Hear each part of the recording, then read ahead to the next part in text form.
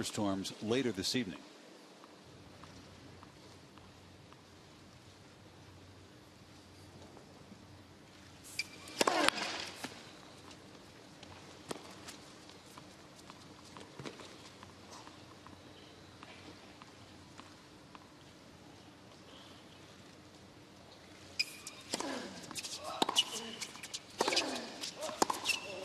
Djokovic challenged the call on the right baseline. Ball was going in. Djokovic shooting the linesman a glance. Those dipping topspin shots can be some of the toughest to call. It's risky to stop the point, but it was out by a millimeter. Love 15.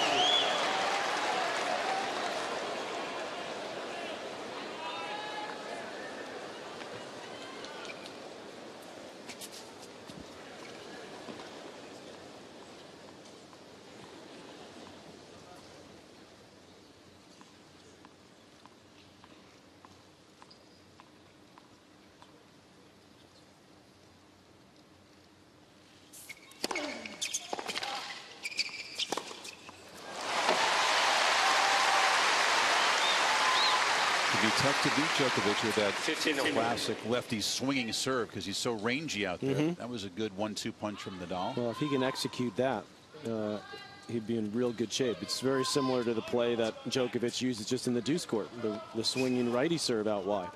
He's better with the two-hander. He's a little bit more solid, but Novak is. But Nadal's got to do, if he can hit his spot, he's in good shape.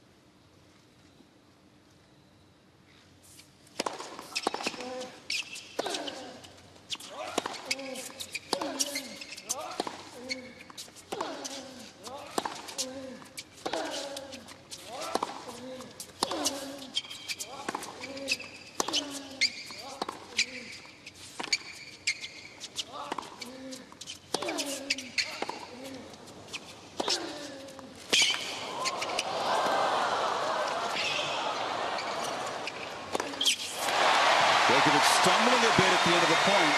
Keep an eye. He tried to slam on the brakes as Rafa hit the overhead behind him. He's got some strapping there on his hamstring area. Looks like on both legs. That's from the little tweak that he suffered against Andy Murray. First complaint about something there against Ferrer there, as you recall, in the previous round.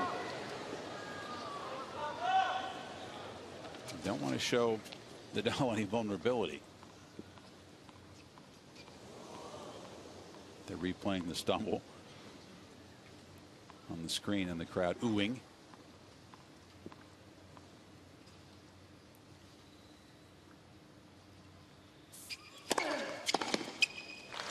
Certainly a good sign early from Nadal that he's got some juice on his serve.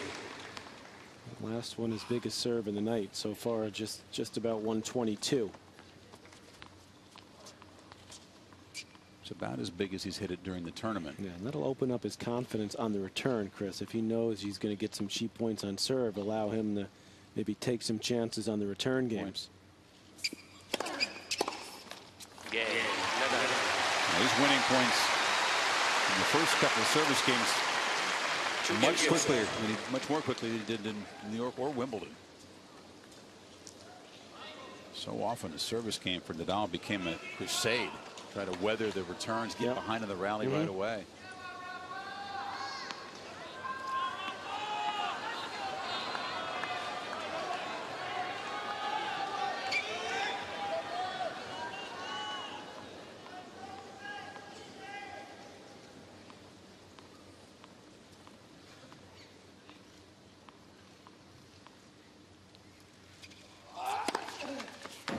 But one of the things better serving from Nadal will help him be more offensive, Chris, and he has to be, because look at the return, his rally points. This is combining Wimbledon and the U.S. Open matches.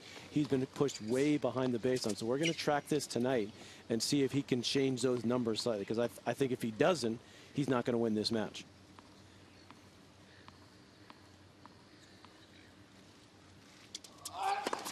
Not just behind, but way behind down there in the Melbourne sign area. Yeah.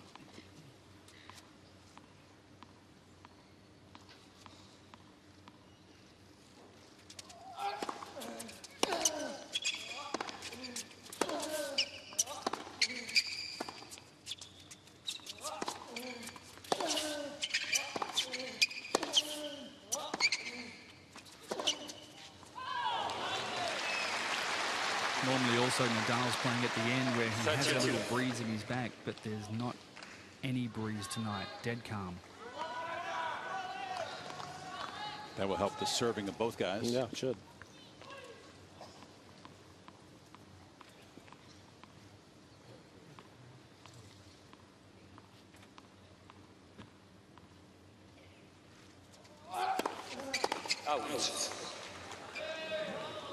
An overrule and no challenge. It's been a rough couple weeks for the lines people here. So if that trend does not continue at the biggest match. Yep, that's what Nadal got, in my opinion, looked to do a lot more on the return. Instead of drifting back, which he'll do periodically, step in. Watch how he takes this ball early. Steps in, he's right on top of the baseline. That gets him something short, and boom, goes for the winner.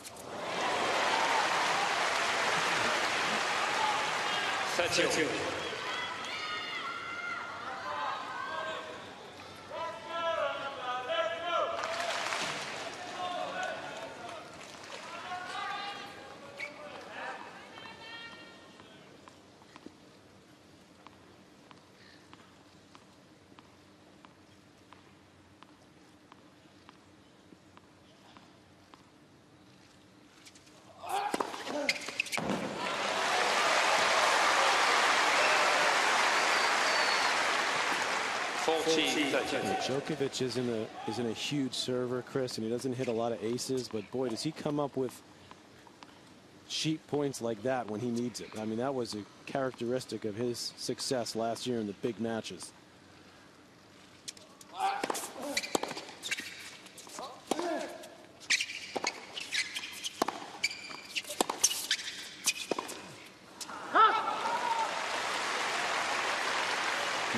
Plenty left after going down 2-1 against Murray, but at the beginning of the fourth set, when Murray's energy dipped, Djokovic began to serve well, got a lot of quick points, economical holds, and stretched the lead. And Nadal said that's where Murray blew it.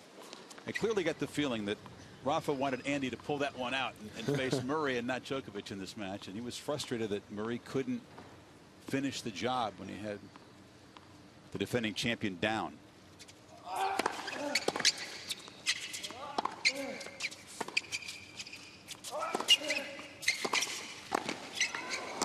So you're saying, excuse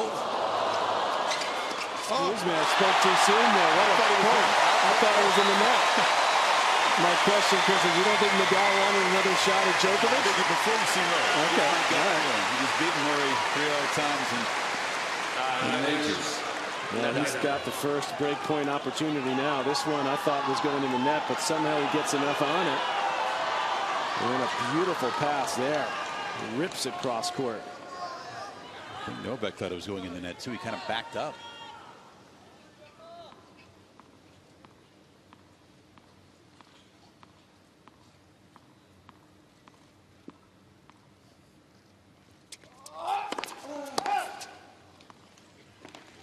Nadal's crowd in the baseline here. Let's see if he stays there.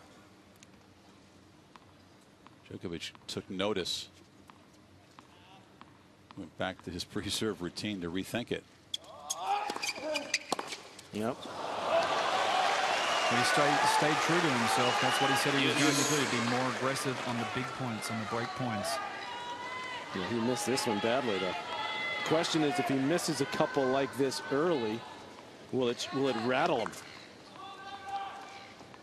He was not even close to connecting on that cleanly. Picked up higher than he thought. Remember, his instinct is to step back on those.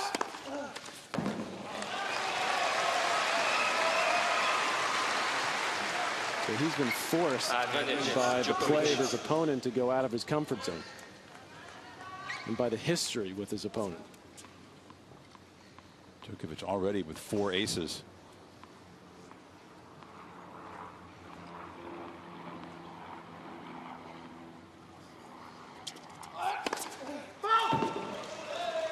Djokovic challenged the call on the left façade, ball was called out.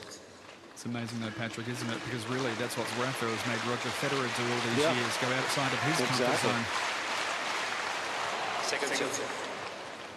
A lot of parallels in the role reversal, these two rivalries.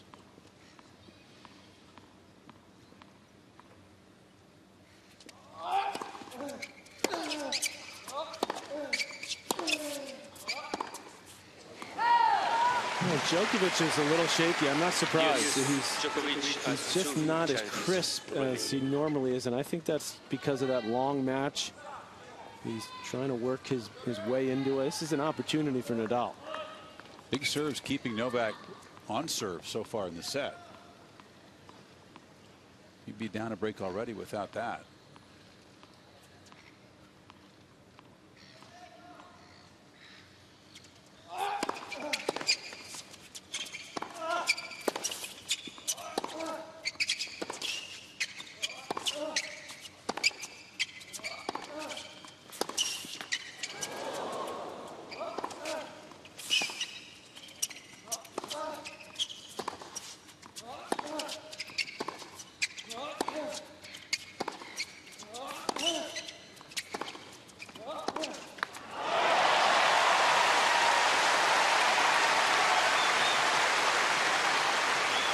Tony says we're going to have to hit a lot of backhands tonight. Djokovic maintains the pattern of the previous matches. Also, Novak's having to put extra energy into every one of his shots to get through the court. This ball looks very heavy. It's not jumping anywhere like it was for the entire 2 weeks so far. More effort for these players. Opportunity for Nadal now.